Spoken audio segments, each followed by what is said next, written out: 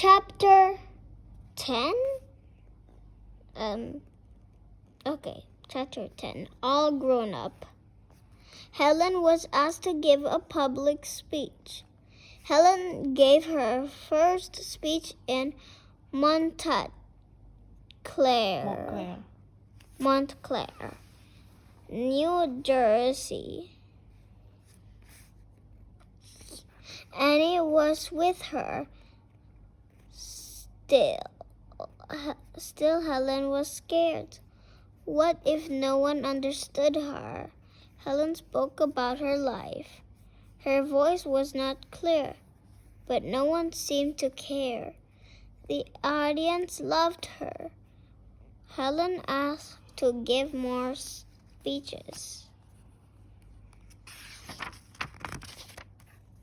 Ooh, look at that. So Helen and Annie went on a lecture tour. They toured different cities in the United States. In the 1930s, she spoke about her life and her feelings and how she accomplished what she did. Annie introduced Helen and they spoke again. At the end, warm and heartfelt applause greeted Helen whenever she went.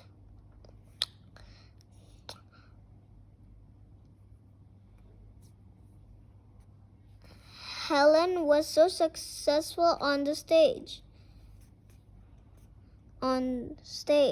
that some people invited her to make a movie about her life and her feelings. Helen and Annie went to Hollywood and made the silent film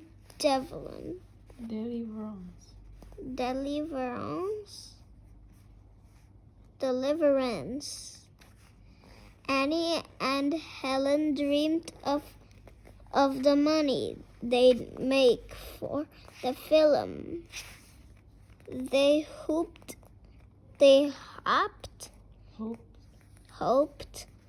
to become rich and famous like movie stars, but the movie was not a success. Disappointed, Helen and Annie returned to Wortham, and now they had a new problem.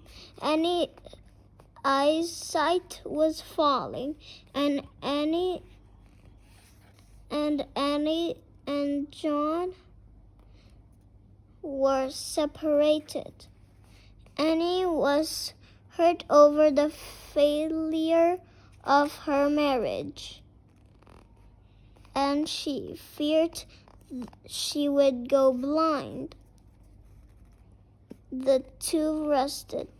Helen answered the many letters that she received. Helen was famous, but they were broke. Helen had to think of a way to earn money. Then an offer came. New York vaudeville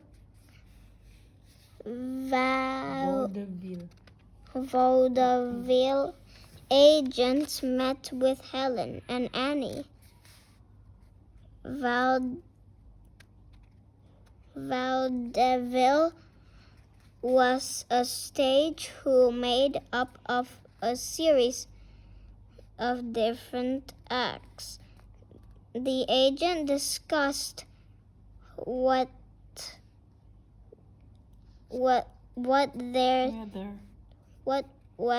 the two women might do a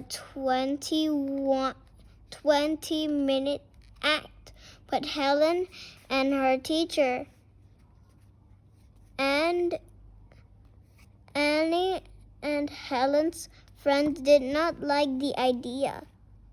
Helen's mother hated the idea. People would come just to see a blind and deaf woman. But Helen didn't care. She thought that it would be fun. And as always, once Helen decided to do something, there was no changing her mind. The first performance on February 24, 1920 at the Palace Theater in New York City. Teacher opened the act. In her Irish brooch, she told how she had first taught Helen music, then filled her theater. Helen parted the curtains and walked on the stage. Then they told the miracle. The day when Annie spelled the word water and Helen realized what it meant. At the end of their act, the audience exploded with applause.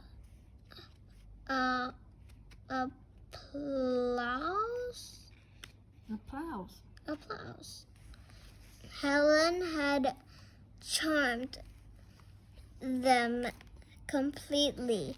Soon Helen and Annie were among the highest paid performers.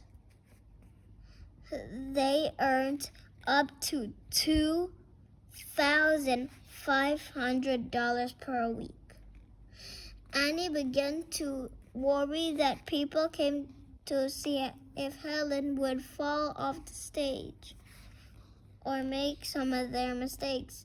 Maybe some did, but most did not. They came because they are admired Helen, and Helen loved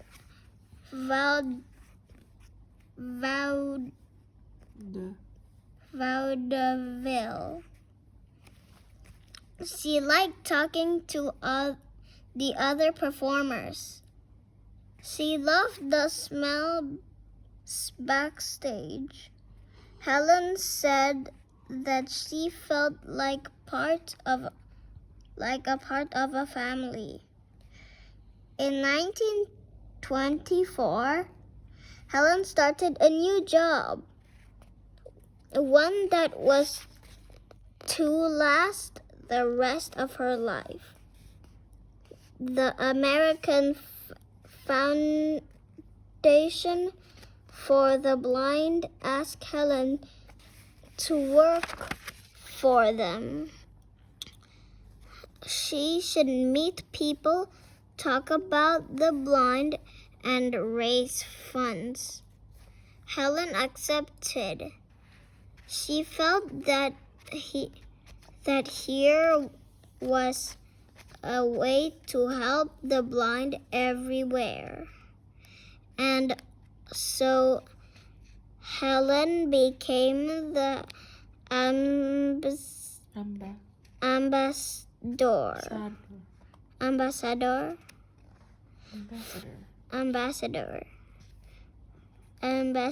for the blind. She met kings, queens, and presidents. Annie went with her. In 1925, Helen took a year off to write another book. Helen had been asked to write about the most recent years of her life. She wrote about her last years at Radcliffe, the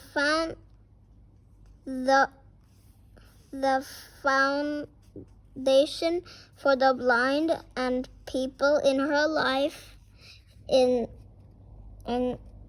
people in her life. In 1929, Midstream was published. It too became a bestseller. 1929 was also the year that the stock market crashed. The Great Depression began. Millions of people in the United States lost their job and their money. Annie became ill. Her sight grew worse and worse. Later, she lost her sight. Helen's heart broke for Teacher. She made sure that Teacher was well taken care of. A secretary named Polly Thompson began to fill for Annie. Then in 1936, Annie Sullivan died. Annie Sullivan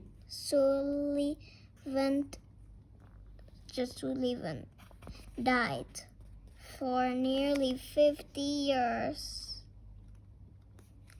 Teacher had been the center of Helen's life. Could Helen live without her? Many people thought Helen would collapse or fade away, but she didn't. In her heart, Helen knew that she had to go on. She could not retreat from the world. Teacher never would have wanted that, so Helen kept on working with just Polly's help. Helen continued to speak for the foundation. She met with the president, Franklin D. Roosevelt, who had polio. He had braces on his legs, and he used a wheelchair. Two people promoted that people could overcome severe handicaps and achieve great things. Helen worked to pass laws to help the blind. The blind would receive money for school and taking training and job training. Funds were given to make talking books available in public libraries. These laws helped blind people independently.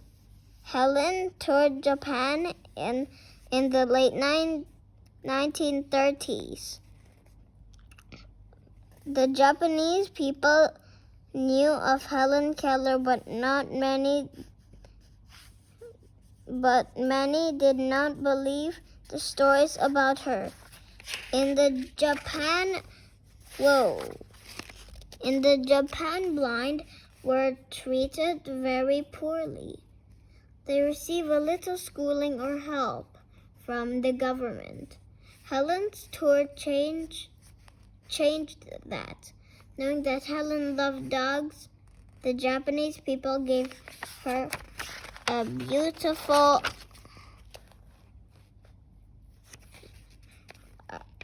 Akita dog. This gift showed how much they respected her. Helen then returned home after World War II ended in 1945. Helen traveled all over the world once more. She met with blind soldiers. Helen inspired them. She gave them hope. Helen continued to speak out for the handicapped for the rest of her life. She met with every president from Governor Grover Cleveland to John F. Kennedy. In 1955, Helen published another book, Teacher Annie Sullivan, I keep forgetting, Macy.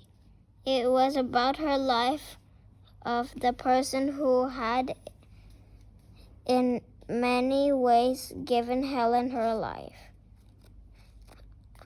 On Broadway, people called The Miracle Worker opened in 1959. It too told the story of young Helen and teacher. Later, the play was made into a popular movie. Helen died on June 1, 1968. She was nearly 88. She had inspired millions. Her story continued to inspire us today. Don't forget this one. Franklin Delano Roosevelt. Franklin Delano Roosevelt was the 32nd President of the United States. When he was 39 years old, he came down with polio. He was never able to walk again without the aid of his leg. Braces and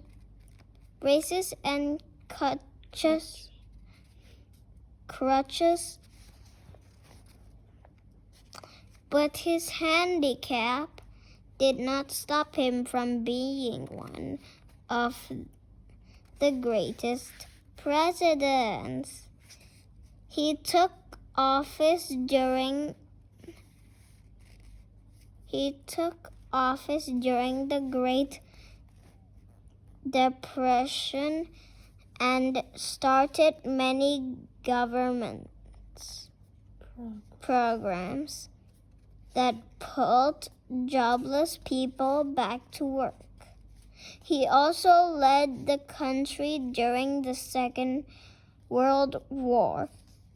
Through his radio appearances, known as fireside chats, President Roosevelt gave hope to Americans in times of the Great Peril and in 1945. Uncertainly, he died in 1945 near the end of War for W, and those two I is for two. He was elected 4 times and served longer than any other president. Well, that's the whole book. See you next time.